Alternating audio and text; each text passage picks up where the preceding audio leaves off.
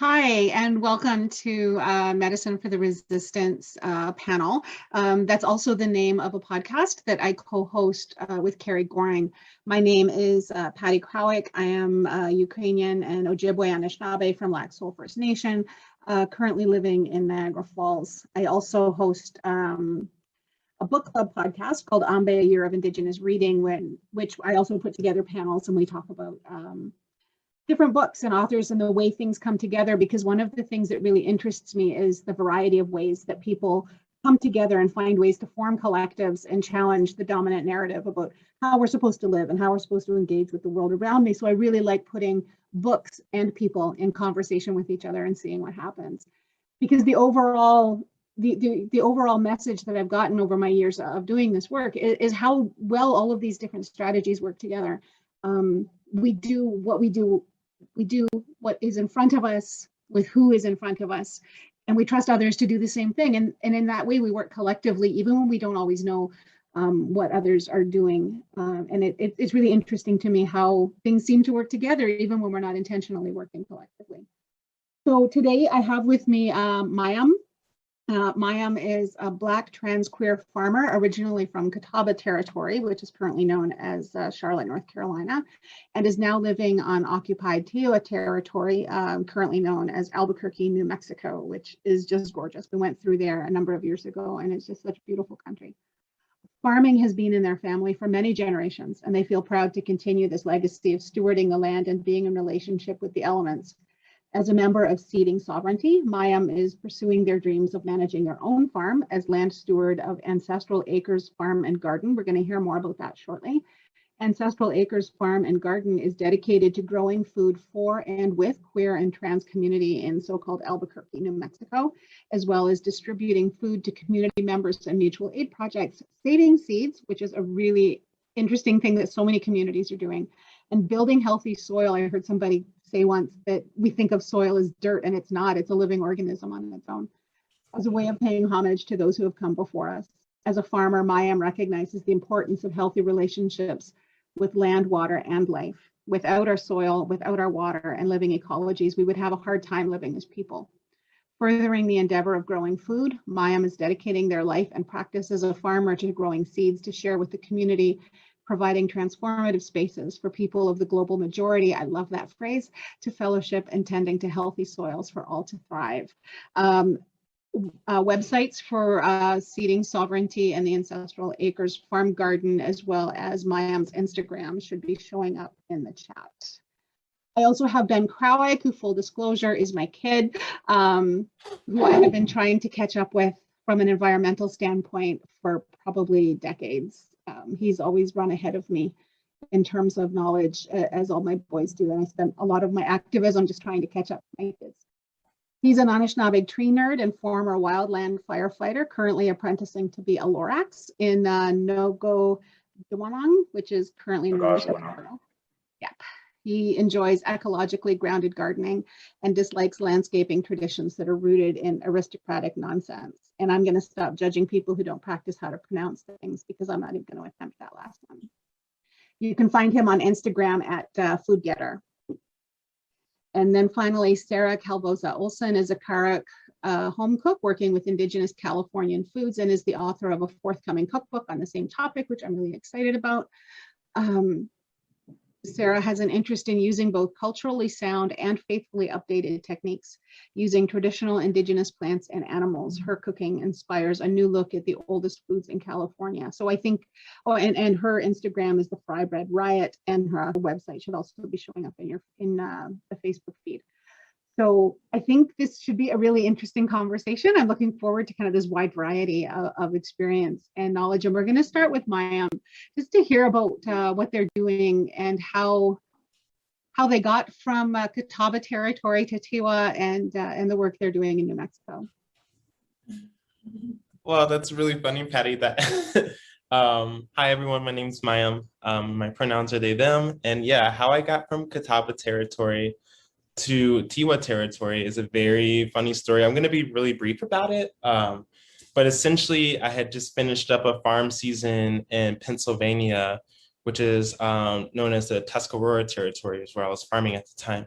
And I was just like, you know what, I'm gonna take a winter vacation, get out of the Northeast for a little bit and go to California. Long story short, my car broke down here in Tiwa territory, also known as Albuquerque, New Mexico. And I was really drawn to this land. I had been to New Mexico twice prior, but just looking for farms and things like that, but it just didn't seem like the timing was right. So when my car broke down, I was just like, you know what? I'll take this opportunity, maybe it'll work out. And 3 years later, here I am, still in Tiwa territory, and still pursuing my passion as a farmer and seed grower. Um, Part of what I do is really trying to address the blockages of healing with the land and access to queer and trans communities here in Albuquerque, as well as just like trying to open up healing spaces and bring our full selves to the land. Not only to mention growing food locally, right? To share with folks either donation-based or free of cost. So once again, trying to meet food access needs on a very basic level and not necessarily have money be a barrier to our communities here. So Ancestral Acres Farm and Garden came from the dreams and whispers of my ancestors personally, who are freedom seekers. My family is born and raised in North Carolina. I decided to step out and try something new here in New Mexico, but still honoring the legacy of my people who have always sought freedom, either it be from slavery or from capitalism or whatever kind of systems of oppression that we're currently navigating at this time. Right now, I believe that what I'm doing is medicinal. For me, the medicine lies in relationship building between soil, humans, our elements, and also our insect relations too, right? Like that we live in this complete and total full system where without one another, there's no way that we can survive on this earth. So we acknowledge and honor the land we are on through relationship building with our ancestors. And I turn that word, not saying that, you know, folks who have either died on land who are dead and gone, but also the fact that we are current ancestors too, as we tend to our relationships with the land. So the focus of the farm is to build healthy soil, to form relationships between the mycorrhizal, the insect ecologies, as well as the human ecologies, and provide a place of refuge for our cutie BIPOC kin here too. There's a lot of spaces where we just feel we don't feel welcomed, right? Like either it just be our gender presentation, whether it be our sexual orientation. So for me, liberation on the land is based on relationship building and also providing a space where we can just truly be our full and honored selves as queer and trans people of color. So not only that, the farm also focuses on saving seed as a way of envisioning our future as a viable and possible and full of potential, right? Like when we're saving seed, it's not only something that, oh, I'm gonna plant this next year, it's also about envisioning future generations also sowing that seed, that we're envisioning ourselves as alive as we're continuing to grow food with one another. So not only does that mean like thinking about the future in ways of like us being possible to live in this world, but also thinking about the realities of the future, right? That climate change, climate chaos is happening. And part of seed saving and seed adaptation is adapting those seeds to the world that we're currently living in, to the scarcity of water, to the ever-growing blazing hot summers here in Albuquerque. So we're adapting seeds to fit the needs of our people as the world is continuing to spin into what I believe is climate chaos. And then lastly, the farm also focuses on mutual aid. So that not only means like providing food either free or low at cost, but then also bringing food to community members, right? Like one of our major access barriers here is just transportation. So once again, if something is harvested from the field from Ancestral Acres Farm and Garden, there's a post put out, people can say, hey, I would like 5 pounds of kale or whatever, and then delivering that food to the people. So to break that barrier of access with transportation. So there's been food deliveries as well as to individuals, as well as to our Albuquerque Mutual Aid Center that then delivers food to other members of the community. So it's almost like a network of making sure that people have their needs met when it comes to food access. So all this is building relationship as a form of strengthening our coalitions as community and sharing our powers as members of the Albuquerque community. So physically, not only are we building healthy soil, we're focusing on low-till methods to keep our soil structures intact, as well as building organic matter. So whatever is harvested, whatever weeds, quote unquote, are pulled, it's not taken to the dump, it's put right back on the ground, right? Knowing that, you know, nothing is being extracted, we're in a very reciprocal relationship with the land here. And then also, we're mentally providing spaces for QT BIPOC folks to just have a sense to be their full selves. Ancestral Acres Farm and Garden was started during COVID-19, like during the pandemic, right? As a way of being like, you know what, we need a space where we can not only be with one another, but where we can also have our mental and social needs met with just fellowshipping with one another in an area where space can be provided, where we can socially distance with one another, where we can work with one another, where we can still communicate and be with one another, as well as tend to the land as well. So just like meeting that need of taking care of our mental and spiritual health, knowing that the land is central to all of this happening. And then lastly, we are collectively at Ancestral Acres, we have a direct participation in healing, in our autonomy, in medicine making, and our vulnerability, in our conversations shared with one another. And, you know, like our crying, our tears, like whatever that we do, like we make sure that we bring it to the land so that we can hold it and then the land can hold it, and then we can also heal together with one another. So that's just a little bit of what's happening. You know, there's always shifts and changes that occur just with as the years go on. But I believe the central key of what we're doing here is not only saving seeds to envision our future, but also being very much grounded in the present of just like tending to one another, tending to our needs as a community, and then also sharing the wealth and the knowledge of what we have to bring to the land as well as what the land has to give to us. Yeah, you may, I don't know, are you familiar with the work of Keolu Fox? Because he made a remark in one of, in a video, actually, Chanda Prescott Weinstein brought it to my attention, where he talks about the land is our ancestor. He's a genomic researcher, and he's talking about how the land can actually impact our genome. And he says, so when I say that the land is my ancestor, that's a scientific statement. You know, and it's just, you know, and when you're talking about landcestor, not only in the sense of reaching back and relationship with the land, but in the sense of being, being an ancestor.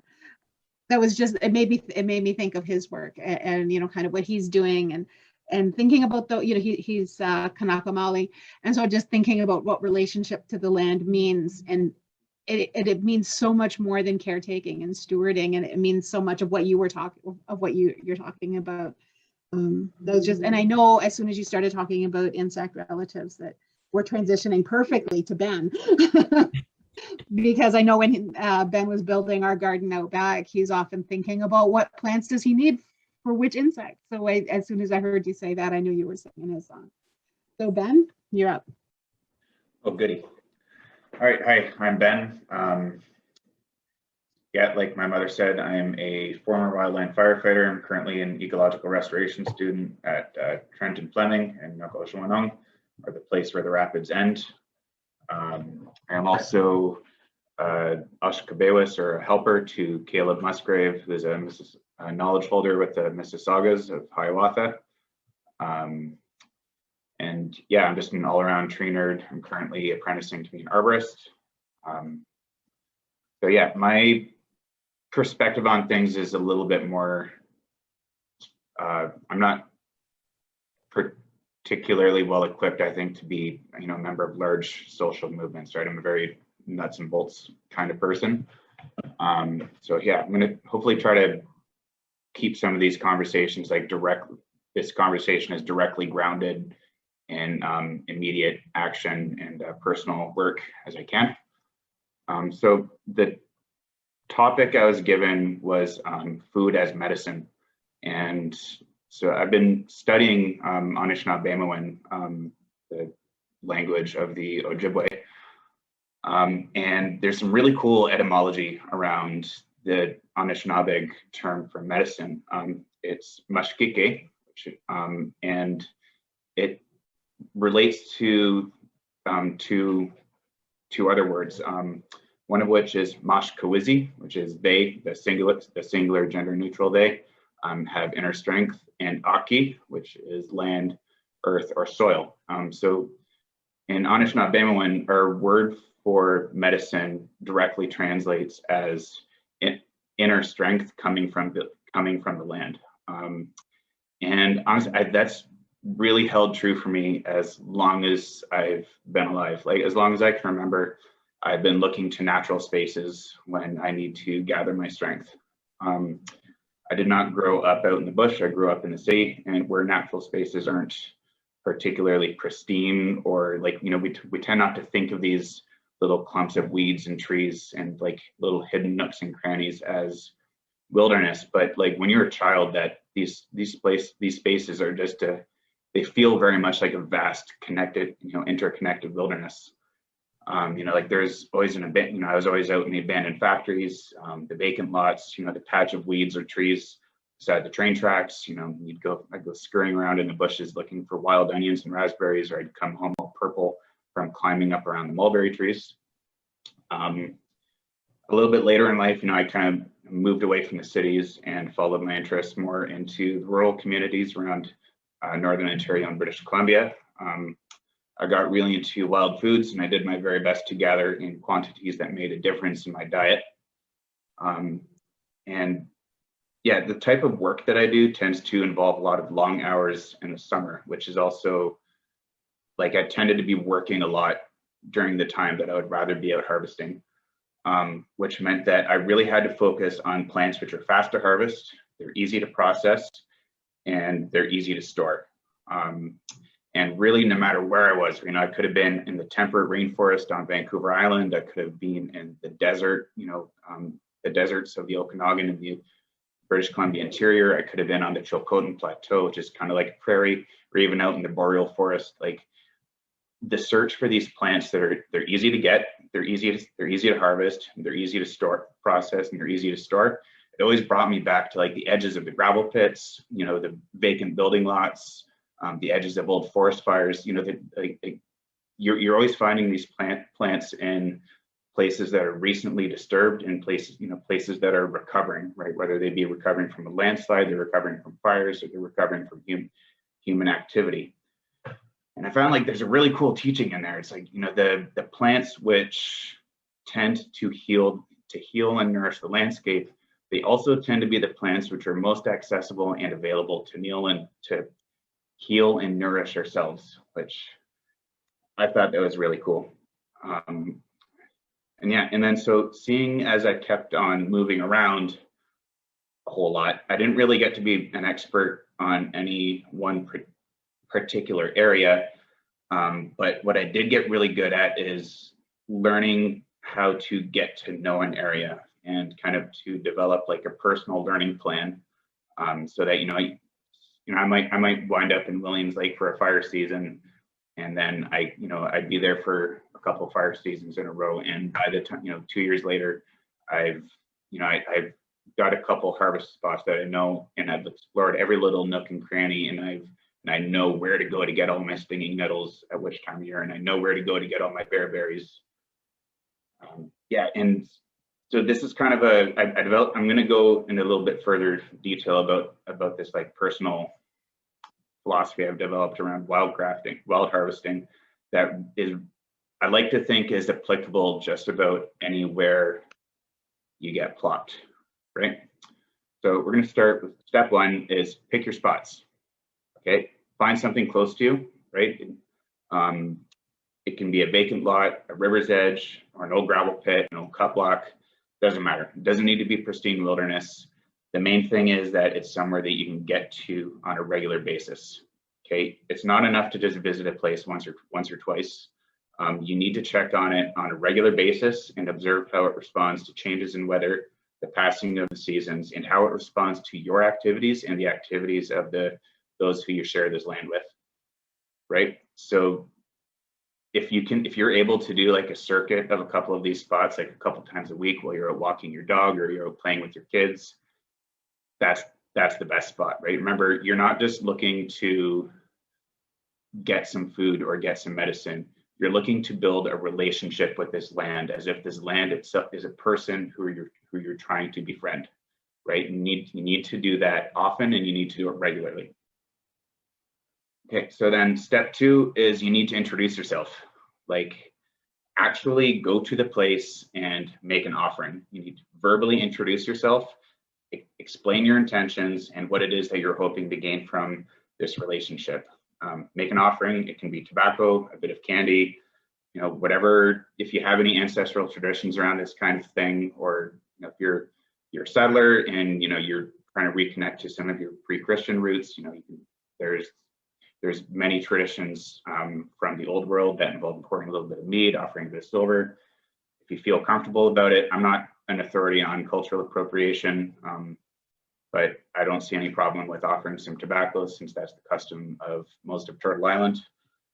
Don't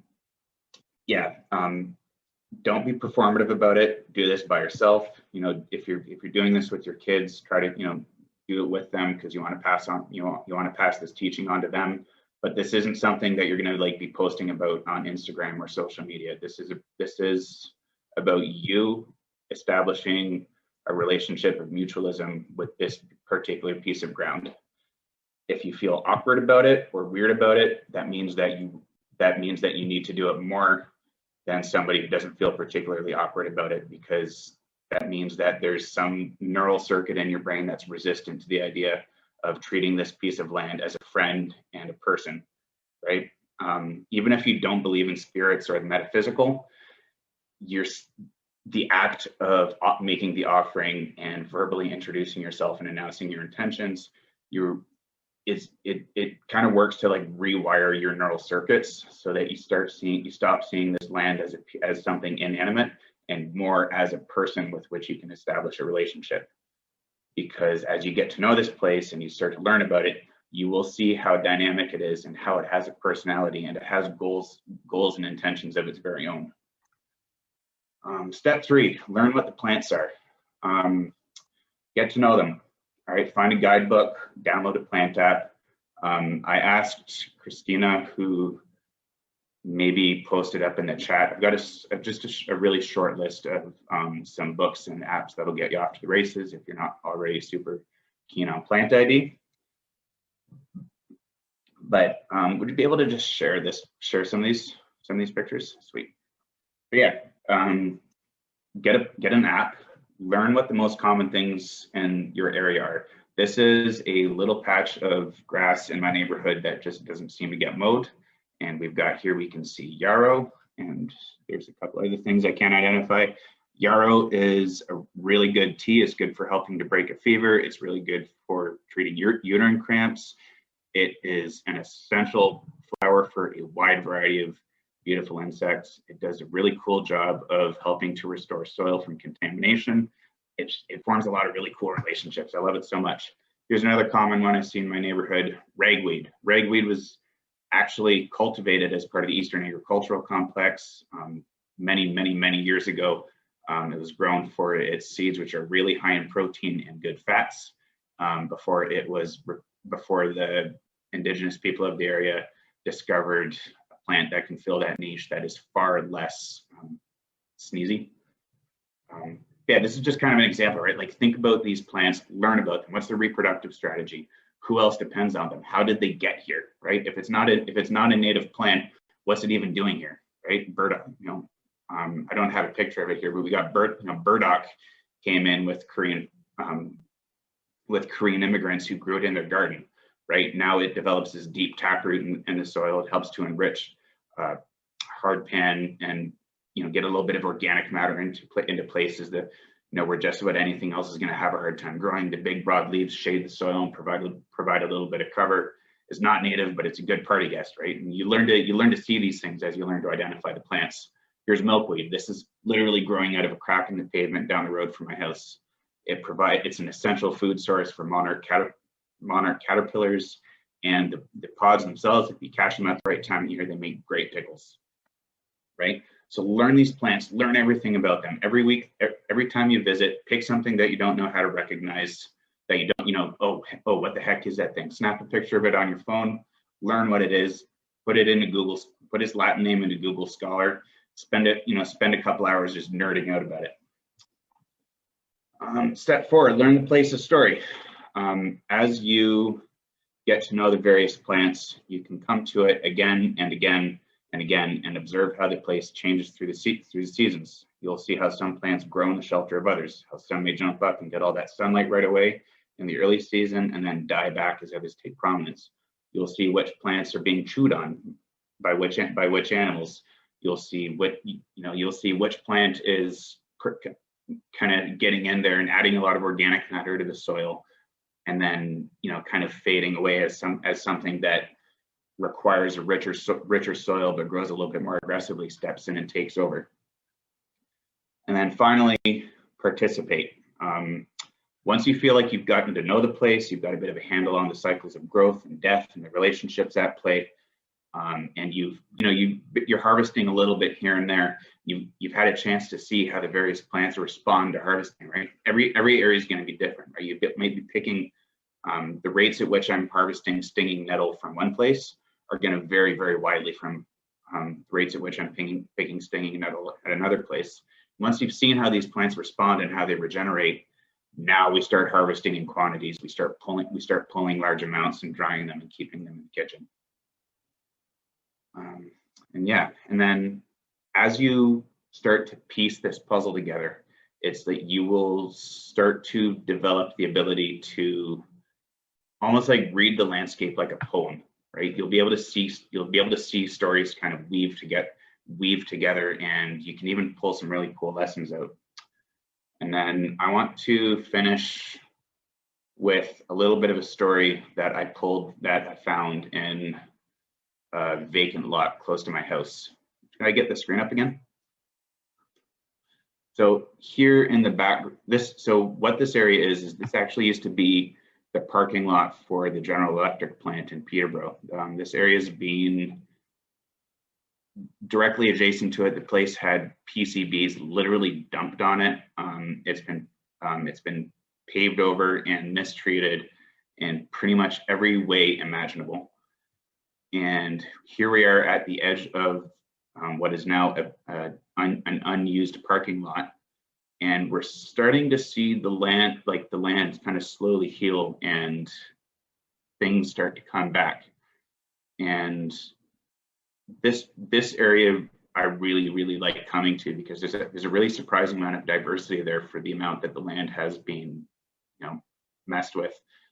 And a lot of it was made possible by this person here in the background, who has been I don't know if they're aware of what a critical role they're playing, but this walnut tree in the background, you can see underneath it, it's dropping all of this litter year after year after year. That's adding a layer of organic matter to the top of the pavement,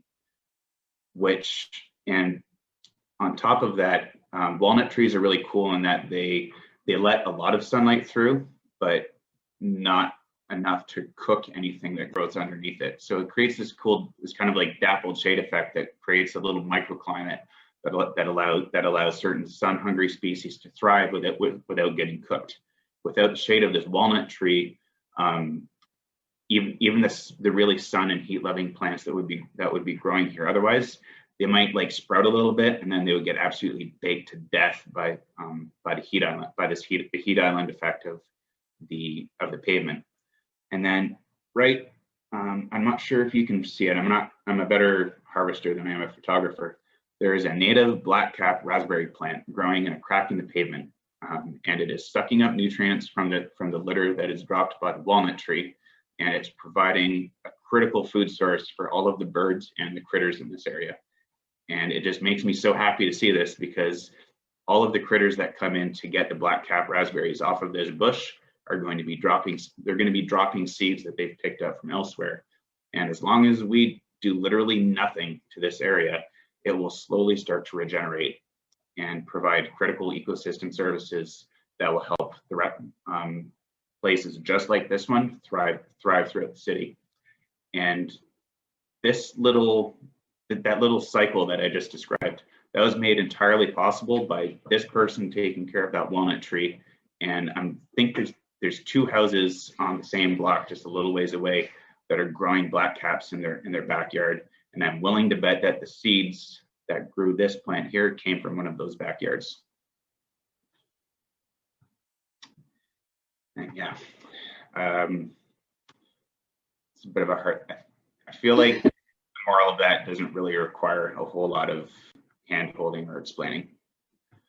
That's really cool, because what you're describing is exactly what I talked about at the beginning, that we do what's in front of us with who's in front of us. And what you're describing the land doing, and this guy taking care of the walnut tree, is kind of what Mayam's talking about with what they're doing in a more structured way on the farm.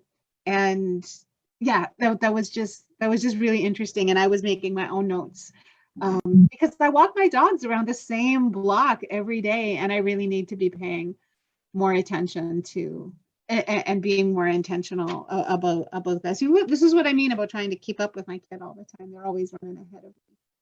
And Sara, Ben set you up perfectly, because the advice that Sara gave me the first time that we talked, because I get easily overwhelmed by how much I don't know. And Sara had said, pick one thing, which is basically what Ben's saying. Pick one spot, walk past it daily, notice it. And that was the advice that Sara gave to me, was pick one thing and learn about it. And so now we're going to hear from Sara. Ayuki, Sara Nithwuiki, Hoimen Coast Miwok, Marin, California, Ni Aram Siprivti, Kishakiv, Rarik, Ni Aram Siprivti, Naum Karuk Ba'arar. Hello, my name is Sara, and I'm here on Hoimen Coast Miwok land in Marin, California. I'm Karuk from the Hoopa Valley. My pronouns are she, her. So the Karuk word for medicine is arav, and it's really a suffix. We have an infinite, seems like, number of words for different types of medicine, but papirish anav is our word for plant medicine. So, and I've been a food writer for the better part of a decade. So I've had a regular traditional foods column in News from Native California, a local magazine here in California. I'm currently writing a book based on those columns and the work that I do in recipe development using traditional foods. And because I think because I'm a storyteller, I was thinking of coming at this. I've really enjoyed listening to the way that everybody has approached this prompt, Patty. It's like really interesting how different we all are. But so I was thinking of coming at this more from a storyteller's point of view to explain, really explain why I'm doing the work that I'm doing. And it is, I guess that is just really a native way, is to start with a story. So I guess in the 1900s, there was a flood in the Hoopa Valley, where I'm from. The banks of the Trinity overflowed into the valley, and it was part of a 500-year flood cycle. And at the time, the Hoopa people and the other tribal peoples that were living in the valley, there's the Karuk and the Yurok, we all live along the same river system, and we're all living in that valley. They've been doing a hybrid of homesteading, so using traditional foods and gathering and preservation techniques like smoking fish and canning, and storing things in cellars that were similar to our dugout redwood plank houses to store the foods and keep them fresh and in traditional ways, and in adapting to the environment that they were in. So during this flood time, the National Guard came in to bring the Valley residents supplies and rations. And the Valley residents like looked at each other like, no, thank you. We're okay. We don't need anything, which, you know, they had plenty of food stored and put away. They were prepared for this. They knew it was coming. So fast forward to 2020 and we're in this pandemic. And on top of this pandemic, there's catastrophic fires, rock slides, knocking out the road, flooding, followed with like intense drought like we're in right now. But we are supposedly more connected to each other than ever. Technology has supposedly connected us together more so than ever before. So we're able to communicate with people all around the world. So how is it that we were more food secure in the worst flood in 500 years than we are now with all of this connectivity? So we've like, you know, the internet is great and it provides all of this social connection, but really food security is what I'm most interested in addressing. So one of the main reasons that I'm doing my work is also because in the Hoopa Valley, back again at the turn of the century, the government had allowed homesteaders to come in and, you know, settlers to come in and populate the valley. But the homesteaders were coming into conflict with the people, with the Hoopa people who are still fighting for sovereignty and survival on their traditional land. So the homesteaders called the National Guard to come in and deal with Kishkakivars, the Hoopa. And the Hoopa were all living in the forested hills up in the river valley and the mountains there. So to lure them out, the National Guard would place sacks of flour out for them, thinking that it would lure them out because they had to be hungry, you know. But instead, the Hoopa would sneak down to the valley and empty out the sacks of flour and take the sacks back up into the forest and use them to leach acorns instead. And that is when the National Guard realized that there is just no way that there is this, you know, they are never going to be able to lure them out. They can live there indefinitely. There's this connection, you know, they're intimately connected with their environment. There was no way. And so they gave up and told the homesteaders to just settle somewhere else. And, you know, so back to this pandemic that we went through, and I think about that story all the time. And especially when I see people in my Klamath Trinity watershed area struggling with food security. So yeah, many like the Native people here in California, because of that particular strategy, have become disconnected with their traditional foods. So a lot of them don't even know really like that the oak tree in their front yard, the one that maybe their great uncles planted to bear acorns, that those acorns are their pathway to resilience and survival. And my work is really partially to teach and share knowledge with our communities about these traditional sovereign foodways and how to incorporate them into our everyday lives in a way that'll bring about food security, hopefully during these times of stress. And to also reconnect people again to these natural rhythms of stewardship and land connection. So like the rhythm of the seasons and the cycles like Ben was talking about. And, you know, nurturing these relationships with relatives. So I just have been teaching about how to process and prepare these foods using our modern tools because I really feel deeply that innovation and adaptation are cornerstones of Indigenous ingenuity. So the other part of my work is once they've gone through all of the trouble to gather, process, and prepare, they are working on nurturing this relationship. I want to be ready with compelling recipes that'll help them incorporate them into their lives.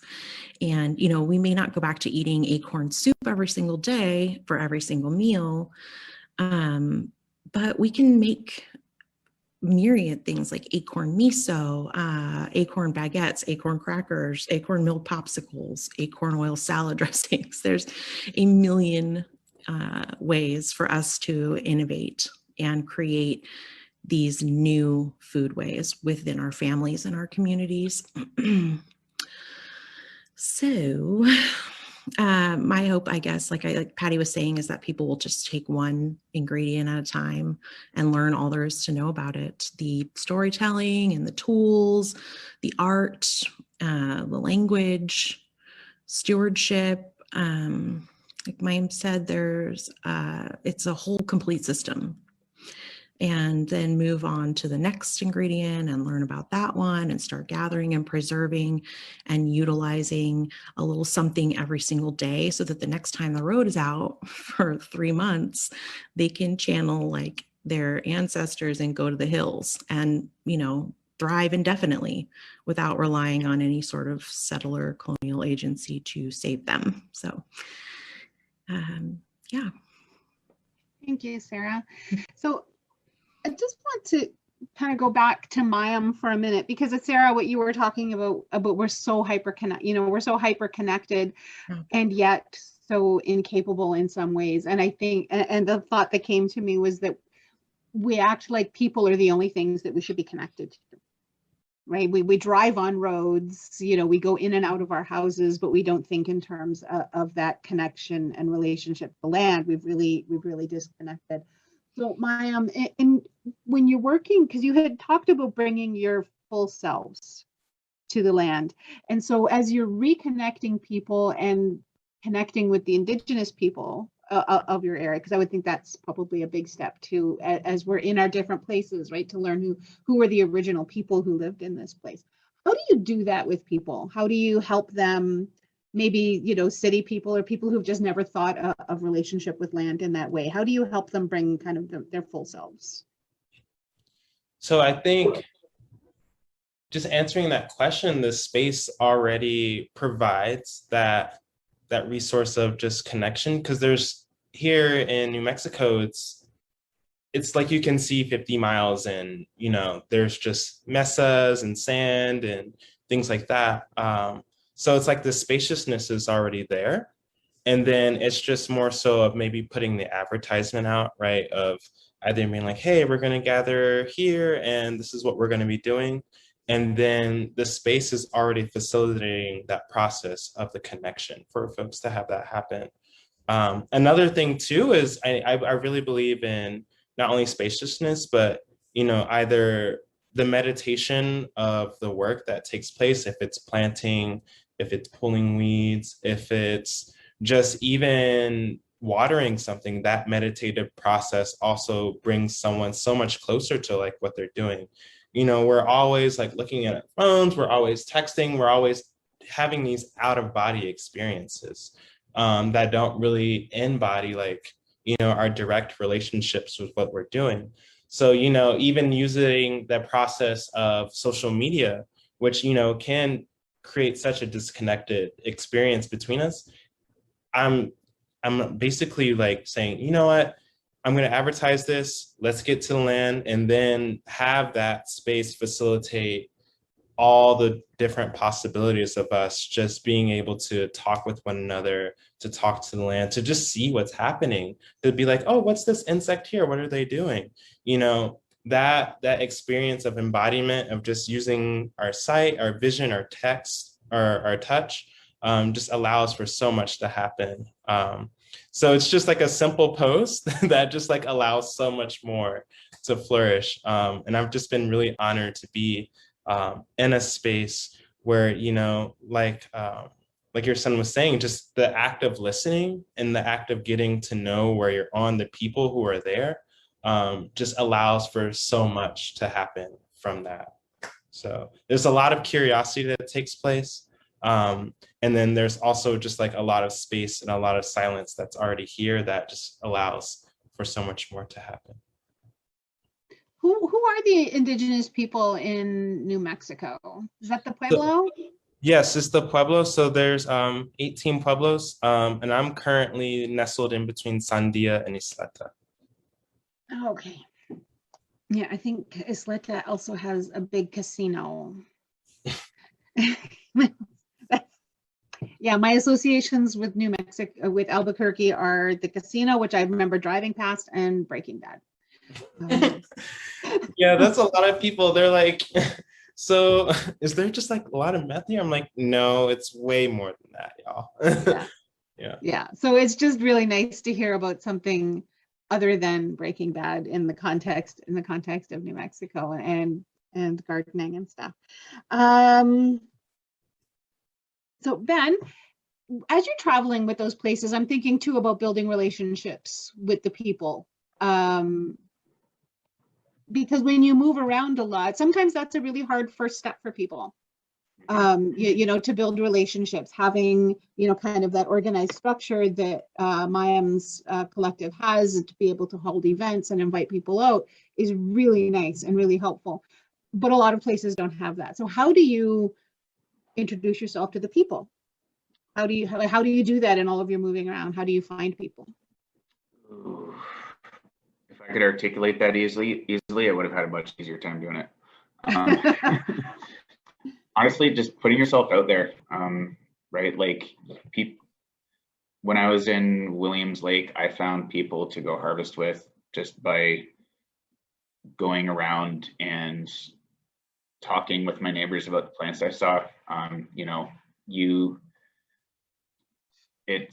really have to kind of, what I found worked was just kind of flinging myself out there, you know, like going to community events and finding the other, like, once you start learning some of the language around plants and you've got the kind of the ability to talk about these things, just going to community events, talking with your neighbors, you know, throwing the feelers out there, at some point you'll bump into somebody with similar interests and they'll go out on the land with you.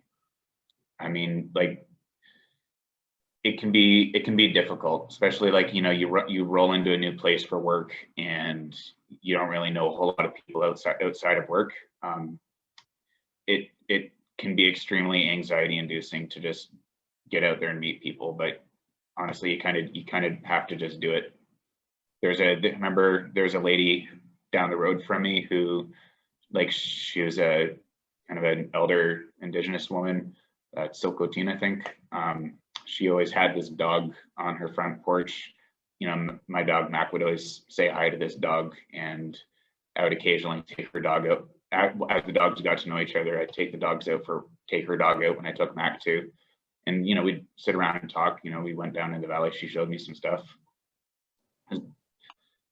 Yeah, that's just one example. I remember, you know, I went up to Sea Lookout and just kind of like started hitchhiking about, and somebody said, go talk to Ralph. You should talk to Ralph. I'm like, okay, cool. And the next thing you know, I'm in the middle of the bush with an Anishinaabe elder. Yeah. Because that's a really important part of it too. You know, if we're going to build relationship with the land, we need to be connected with the people who live on it. And learning the language, that's what people often talk about. You know, the Indigenous people, we're also, you know, we're learning our languages, and by we, I mean Ben, learning our language, you know, but people, newcomers to the area too, often wonder, like, should I come in? Should I show up at language classes? And if there is a language class being offered in your area, I would say that yes, you should, because the language of those people, like Ben and Sarah both pointed out, contains, you know, the etymology, the way these words are built and what they mean contains so much. I was also talking about, like, just the language of being able to describe plants. Like, you'll be at a community event and you'll run into someone and be like, oh, you know what a rhizome is too?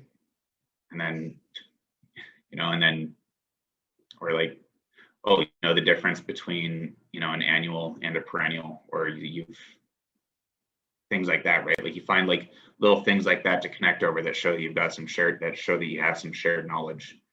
But yeah, no, the language of the land is also super important. And most friendship centers that you go to, like, if they've posted about an event on social media, you can just show up, right? Like, nobody's going to look askance at you, right? They post about these events because they want people to come.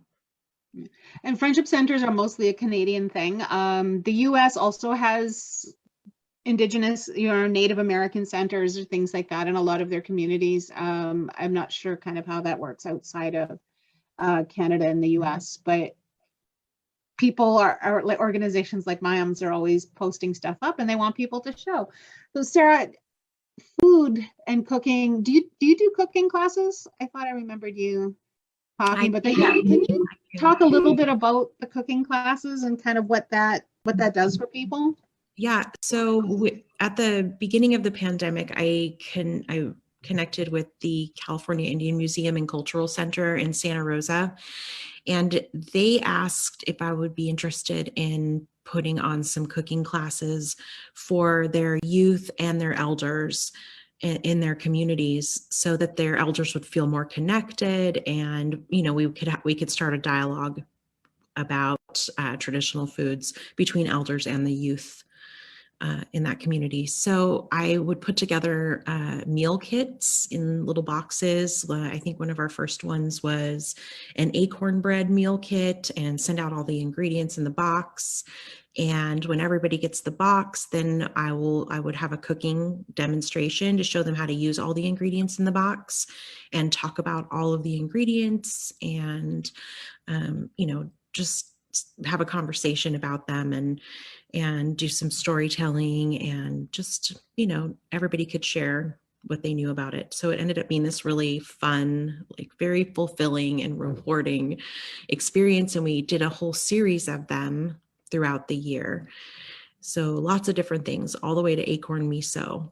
And it was just, yeah, it was really nice to be able to share. And they are currently at the museum, they're doing a traditional foods incubator. I think they're trying to get set up a kitchen with all of these different tools and equipment so that people can come in and, if you want to make acorn flour, you can learn how to process acorn flour there and make your own and take it home.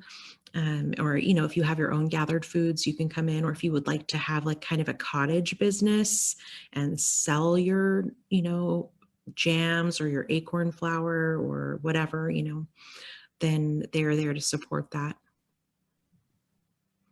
That's kind of a neat initiative. Mm-hmm. Yeah, Friendship Center needs to do that, because I know we do like cooking classes, but I'm not sure about doing if they're that folk. What I think Carl has done some corn soup demonstrations, right, from harvesting, the drying to lying, and kind of doing that all up. So I see where Miguel is with us, and that's our 5-minute warning. So I think we'll just kind of throw around to any last words from Mayam. What do you want to leave everyone with?